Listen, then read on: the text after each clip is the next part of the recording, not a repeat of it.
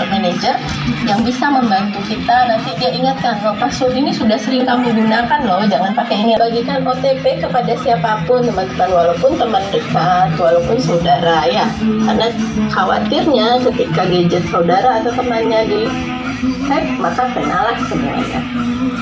Kemudian hindari menggunakan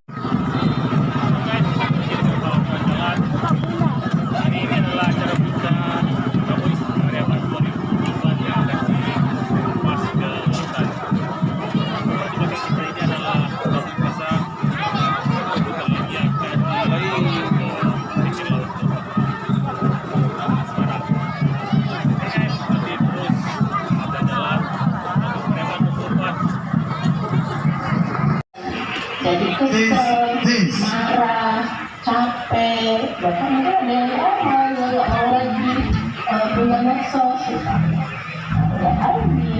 Nah, sekarang kalau nggak punya medsos ya ada hal-hal tertentu yang kita nggak bisa akses ya, yang penting mungkin informasi yang pentingnya.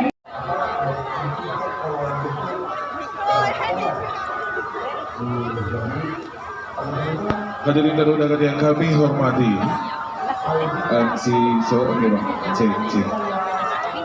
Cek sound. Hadirin selamat siang. Hadirin selamat siang.